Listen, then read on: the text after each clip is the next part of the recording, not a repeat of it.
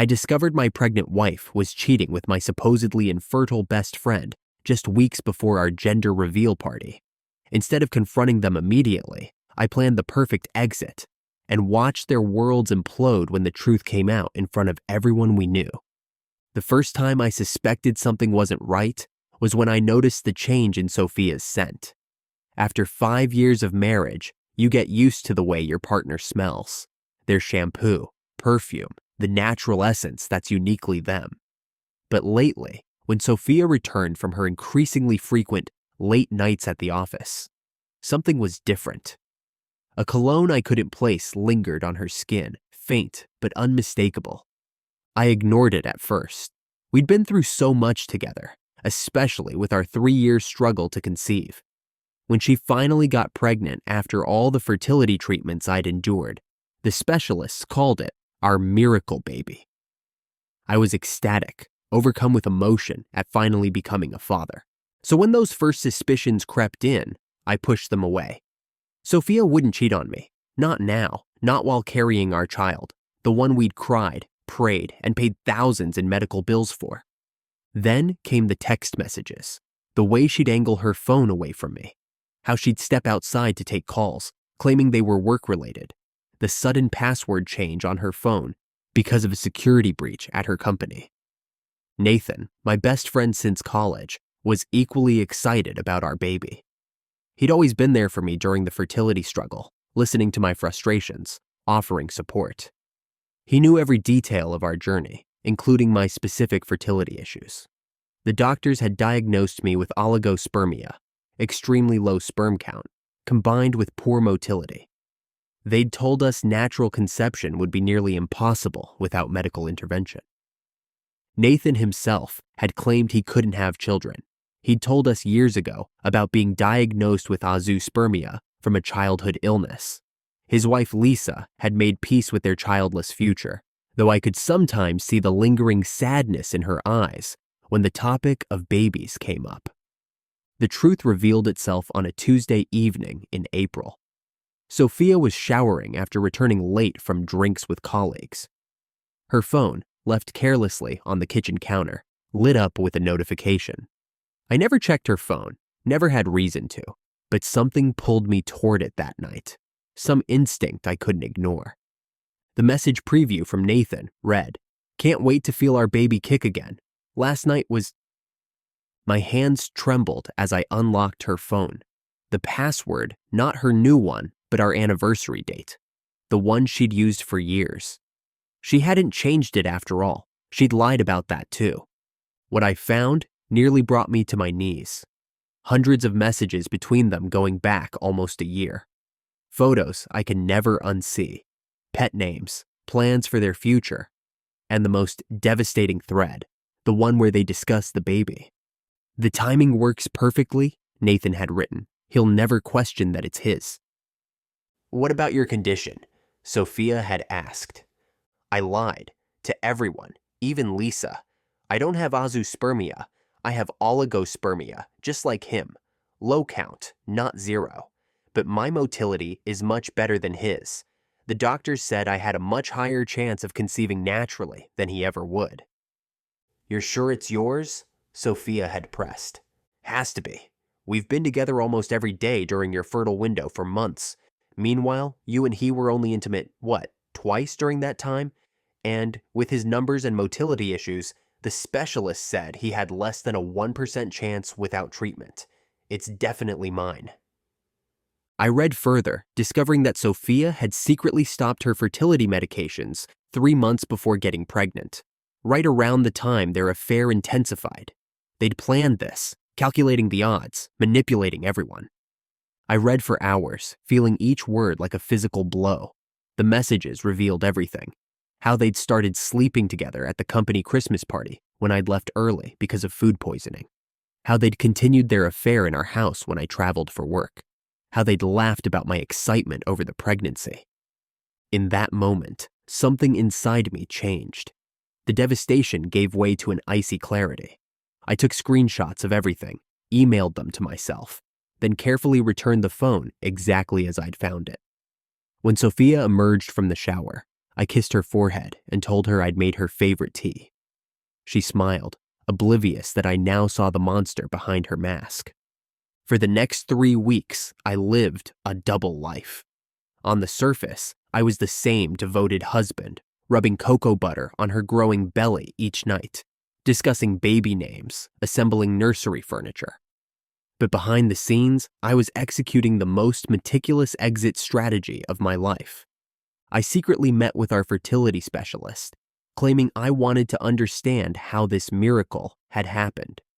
Without revealing my suspicions, I asked about the odds of natural conception given my specific condition. The doctor confirmed what I already knew. Without the treatments we'd supposedly been using, the chances were vanishingly small. When I casually asked if someone with slightly better motility, but similarly low count would have better odds, he confirmed that yes, motility was often the deciding factor. It wasn't definitive proof, but combined with their messages, it was enough for me. I met with a divorce attorney who confirmed that our prenup, ironically insisted upon by Sophia's wealthy family, would work heavily in my favor in case of infidelity. I gathered financial records, opened a separate bank account, and quietly moved important documents and irreplaceable personal items to a storage unit. I even sold our house, a process made easier since it was primarily in my name, with Sophia added only as a secondary owner after we'd moved in. The real estate market was hot, and we got an offer well above asking price with a quick close date. Just 2 days after the gender reveal party Sophia had been planning obsessively. When she asked why we needed to sign papers for a refinance one morning before work, I explained it was to lock in lower interest rates. She signed without reading, too busy texting, Nathan, I assumed, about cake designs. The gender reveal was Sophia's idea, a lavish backyard affair with 80 guests, professional catering, and custom decorations in soft pinks and blues. She'd hired a photographer, ordered a custom cake, and even bought a new white maternity dress that accentuated her bump. Everything had to be perfect, she insisted.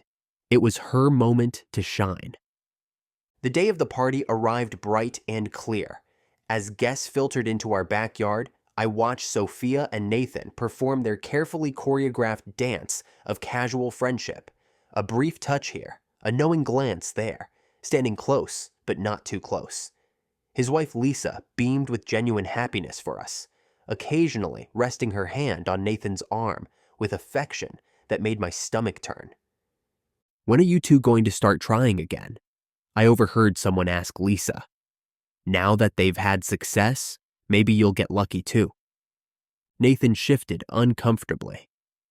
"My condition makes that impossible," he replied, the lie sliding smoothly from his lips after years of practice. Lisa's smile faltered just slightly. "We've made peace with it," she said softly. Sophia's parents arrived, her father clapping me on the back. "So proud of you, son. Knew you had it in you." He winked, and I felt bile rise in my throat. As the party reached its height, Sophia clinked her glass, gathering everyone around the giant cannon that would shoot either pink or blue powder into the air. She was glowing, one hand cradling her belly protectively, the other holding mine in a grip that felt like shackles. "Before we do the big reveal," I said, gently extracting my hand from hers, "I'd like to say a few words." Sophia smiled, though confusion flickered in her eyes. This wasn't part of her meticulous plan. "I want to thank everyone for coming today," I began, my voice steady despite the hammering of my heart. "This pregnancy has truly been illuminating." I reached into my jacket and pulled out an envelope. "I've discovered some things recently that have changed my life forever." Sophia's smile began to fade. From the corner of my eye, I saw Nathan straighten, tension visible in his shoulders. "Sophia," I said, turning to face her directly, "I know about the affair." The backyard fell completely silent. Sophia's face drained of color. "I know the baby isn't mine," I continued, my voice carrying clearly in the hush. "I know it's Nathan's." Gasps rippled through the crowd. Nathan's wife, Lisa, let out a small, wounded sound. That's ridiculous, Sophia stammered, hands trembling. You know how hard we tried. The treatments you secretly stopped taking 3 months before you got pregnant? I cut in. While you were sleeping with Nathan during every fertile window? Sophia's mouth opened and closed, no words coming out. I turned to face Nathan directly. Quite the performance you've been putting on for years, telling everyone, including your wife, that you're completely sterile when you actually have the same condition I do, just with better motility. Lisa stepped away from Nathan, her expression morphing from confusion to dawning horror. What is he talking about, Nathan? Nathan's face had gone ashen. He's lying. He's obviously having a breakdown. Really? I pulled out my phone. Should I read the messages aloud? The ones where you discuss how your better motility makes it definitely your baby? Or maybe the ones where you plan your secret meetings in our bed while I was traveling for work? Sophia was crying now, mascara streaming down her cheeks, ruining her perfect makeup. Please don't do this, she whispered. Do what, Sophia? Tell the truth? Isn't that what today is about? Revealing the truth? I walked over to the table where gifts were piled and placed the envelope on top. These are divorce papers. The house is already sold. We close escrow on Monday. Your things have been packed and moved to a storage unit. I placed the key next to the envelope. The address is on the paperwork. Sophia's mother let out a strangled cry. Her father looked like he'd been struck. You can't just... Sophia began, voice breaking. Actually, I can. The prenup your father insisted on was quite clear about infidelity. You get nothing. I turned to the stunned crowd. I apologize for the theatrics, but I thought everyone deserved to know the truth before celebrating this child. I walked over to the gender reveal cannon, picked it up, and handed it to Nathan. Since you're the father, I think you should do the honors. Nathan didn't move, frozen in place as Lisa backed further away from him, tears streaming down her face. Is it true? She demanded. Have you been lying to me for our entire marriage about being completely sterile? Nathan's silence was all the confirmation she needed. So all those years, I thought we couldn't have children. All the grief I processed, the dreams I gave up. You actually had a chance? You just, what? Didn't want them with me? Until her? Lisa's voice rose with each word, years of pain crystallizing into rage. Sophia's father stepped forward, his face thunderous. You told us he couldn't have children, he said to Sophia. You let us believe? He couldn't even finish the sentence. I used the distraction to slip away, walking calmly through the side gate as chaos erupted behind me. The last thing I heard was the gender reveal cannon going off accidentally in the commotion, blue powder raining down on the imploding scene. As I drove away, I felt nothing but a profound emptiness. No satisfaction, no vindication, just release. The weight of their betrayal, the weeks of pretending, all lifted away like morning fog. What I didn't expect was what happened next. Within hours, my phone exploded with messages from party guests. Apparently, after I left, the situation deteriorated even further. Nathan, trying to defend himself, revealed more details about his deception, including that he deliberately downplayed his own fertility chances because he knew having children would mean more responsibility than he wanted. Sophia, hysterical at being exposed, admitted that she'd only stayed with me for financial security while planning a future with Nathan once they found the right time to come clean. Lisa, utterly devastated, threw her wedding ring at Nathan before announcing to the entire party that she would be contacting a divorce attorney immediately.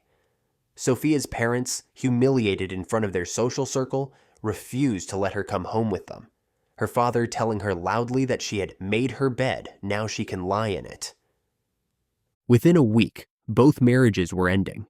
The prenup protected my assets, while Lisa, after learning the extent of Nathan's deception, filed for divorce on grounds that would entitle her to a significant portion of his wealth. Sophia, meanwhile, was left pregnant, unemployed. Her boss was at the party, and, essentially homeless, having to rent a small apartment with what little savings she had left. 3 months later, I was settled in a new city with a new job. Sophia had given birth to Nathan's son, confirmed by a paternity test his divorce lawyer demanded. Nathan rarely saw the child, too busy fighting both Lisa's substantial divorce claims and Sophia's demands for child support. Lisa and I stayed in touch, both healing from our betrayals. She used her divorce settlement to travel the world, while I focused on rebuilding my life through therapy and new social connections. In the end, karma delivered what I never could. Sophia and Nathan's perfect deception cost them everything: their marriages, reputations, and security. They crafted their own punishment through their choices. Sometimes the best revenge isn't something you do. It's stepping aside and letting the truth speak for itself. Thank you for watching. If you haven't subscribed yet, please do so and hit the notification bell to stay updated with more emotional family stories from our channel.